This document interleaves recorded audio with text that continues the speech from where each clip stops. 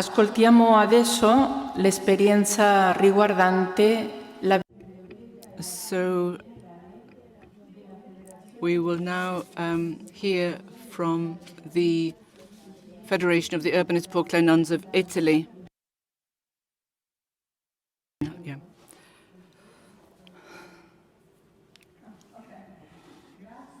Thank you.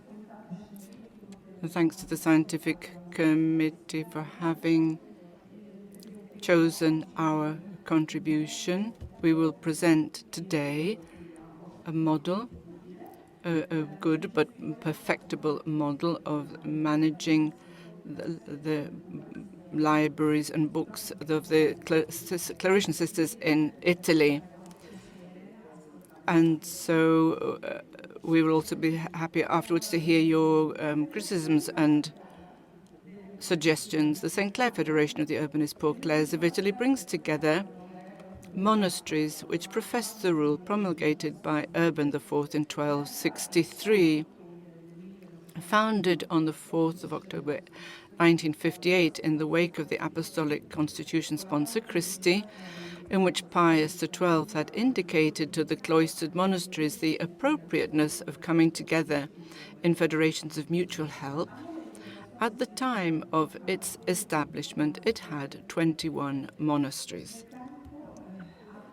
Over time, other monasteries joined the federation, others left, some have been closed or moved, and in the last decade, 7 have been suppressed. As you can see, the ones in red. At the moment, 17 monasteries are part of this federation. The federation has acted on 2 fronts to cope with the possible dispersion of the documentary and book heritage that might result from suppressions. On the one hand, in 2017, it decreed the creation of the General Archive and Library of the Federation at one of its monasteries, that of Santa Rosa in Viterbo, an archive and library of concentration, so to speak, in which the archives and libraries of the member monasteries that over the years have been or will be suppressed will converge. On the other hand, it entrusted the Centro Studi Santa Rosa in Viterbo's registered charity, through an agreement stipulated in December of the same year, the safeguarding, conservation and enhancement valorization of the documentary and book heritage produced by the individual monasteries. The choice of the Viterbo monastery was not accidental but strategic, because it is in a central position with respect to the other member monasteries, and because the cult of or veneration of St. Rose of Viterbo attracts at least 50,000 visitors a year from all over the world, guaranteeing visibility and impact to all the initiatives that take place there, including the enhancement of the Federation's heritage. The Santa Rosa Study Center, to which the archive and library have been entrusted, is a research institute made up of cultural heritage professionals, historians, paleographers and diplomatists, archivists, philologists and art historians. On the one hand, it ensures the vitality and dignity of the monastic complex by restoring rooms, setting up permanent exhibitions and organizing shows, periodic shows. On the other hand, it carries out an intense and wide-ranging cultural activity, including scientific and popular conferences, awarding grants and research initiatives. The study center has set up the School of Paleography and History, bringing together cultural associations and universities. The center doesn't place an economic burden on the Federation.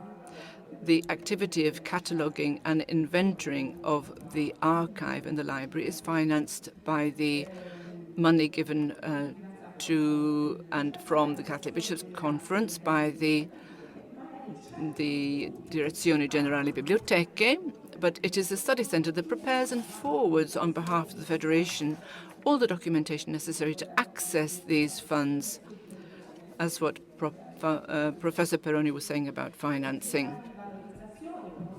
The activity of valorization, promotion and restoration is financed instead by the study center. In the slide, you can see the funds, for example, the 5 times 1,000 for the protection of archives in the library, and so on. The activity of valorization, promotion, restoration is financed by the study center with its own funds for the protection of cultural institutions. In short, through the study center, the Federation is relieved of all the tasks of fundraising that direct management of the heritage would require, and benefits from funding it could not draw on because it's not legally a cultural institution. The General Archive currently holds the following 5 resources, all of which have been declared of notable historical interest: the Archive of the Monastery of St. Rosa, the Archive of the Sacred Heart of Rome, and others. But there are many other archives. The archival patrimony is mainly made up of registers relating to the economic and administrative life of the monasteries, income and expenditure, land registers, inventories of movable and immovable property, but there are also registers relating to daily and religious life: chronicles, chapter books, registers of professions, vestments, books of official canonical visits, pastoral visits, and so on. The archive also contains hagiographic and devotional material, from the sanctification of relics to documentation on the causes of beatification or canonization, as well as writings relating to the private life of the sisters, such as diaries and photographic material. The rich documentation preserved opens up a variety of research perspectives. It allows us to study the relationships between the women's monasteries and external communities, the importance of monasteries as religious, economic, cultural, and political centers, the history of economics and agriculture of food, of the practice of archival preservation. There are anthropological and devotional studies. Bringing together documentation in a single archive makes it possible to study the individual resources, also from a comparative point of view. The Federation's library contains about 20,000 volumes, including some 16th century editions, and therefore participates in the national census of Italian editions of the 16th century. This old collection has more than 600 units, with a particular relevance of the original book corpus of the monastery of St. Rose, 400 volumes printed in the 18th century. The most conspicuous nucleus is the modern collection, consisting mainly of devotional and hagiographic readings, but also includes liturgical books, volumes on civil and canon law, medicine, natural sciences, literature, gender history, Franciscan history, local history. The library has a collection of manuscripts that are being catalogued using the Manus Online program, and an important collection of periodicals with a particular interest in Franciscan journals. In the light of the above, such an important patrimony couldn't be left without an adequate and effective valorization.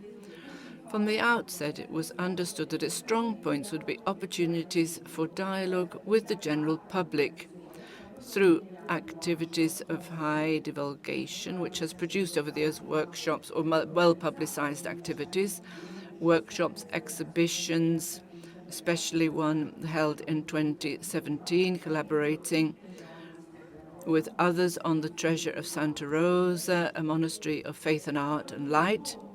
It also led to meetings. For example, in 2021, the documentaries Tastes and Tasters presented for the national event which got second place in the La Stampa newspaper prize. And there have been permanent exhibitions too. Here you can see this shows the Museum of Daily Life in the photo. Another strong point has been to combine the more popular approach with the construction of an itinerary with scientifically qualified partners, universities, research centers, and so on, through signed agreements There have been international conferences also held remotely. The 2021 conference, Micro History and Daily Life in Cloistered Monasteries, was held. There have been higher education initiatives such as a workshop on hagiography and the School of Paleology and History, which I mentioned. These have led to the publication of resources preserved in the archives of the Federation. You can see this life and miracles of Rosa of Viterbo, and this was published in 2020. Since 2018, the Federation has joined the network of ecclesiastical cultural institutes of Tuscia, which aims to promote initiative in fields of shared interest, archives, librarianship, history, events, so that the archives and libraries of individual institutions dialogue with each other for greater knowledge of their own and others' heritage.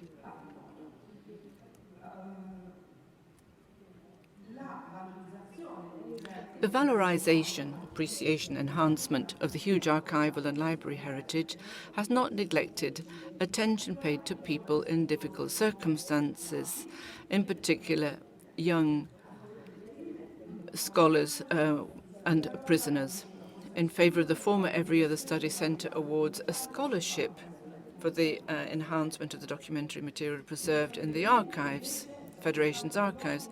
Prisoners have been involved in two projects, one for the recovery of the nuns' typical handicraft activities, the other for the edition of manuscripts. The first, Roses That Are Blossoming, financed by the Lazio region, is being carried out in the Viterbo prison. There are training sessions, practical activities, teaching medium and high security inmates textile craftsmanship, in particular the production of silk roses, which enabled them then, once they are freed, to have easier access to the world of work. For example, in the sector of finishing, for making clothes and furnishing accessories. These fabric roses produced by the inmates are given to the Santa Rosa Monastery, where they become part of the devotional objects linked to the devotion to Saint Rose, and they were on great demand, especially on the patron saint's day. The second project, Experiences of Imprisonment, conducted in collaboration with the University of St. Andrews in the Terni prison, and also funded by the EU, is aimed at enriching the training opportunities for prisoners, involving them in study and research on the documents of the Federation. Through transcription, the inmates were made aware of these ancient writings. They were taught to read, to transcribe, and make editions of manuscripts, obtaining in return editions of chronicles and recipe books ready to be published. This is really fantastic because these prisoners, you can talk to them about monastic life, and you can make comparisons between monastic life and life in prison. There are European projects, marvelous European projects, making a comparison between these two institutions, type of institution. And it's a way it enables them to think in depth about their life in prison. The strategy adopted by the Federation with regards to its rich book and documentary heritage has achieved a threefold result. It has prevented its dispersion by concentrating it in a single place. It's ensured its protection and enhancement by entrusting it to a highly specialized center without outlay of money or burden on the part of the Federation. And finally, it's given a new use to a monastery, that of St. Rose in Viterbo, which today doesn't have a cloistered community. It's looked after by the Franciscan Sisters of Canterbury, but it keeps alive and continues to spread the Clarisan charism.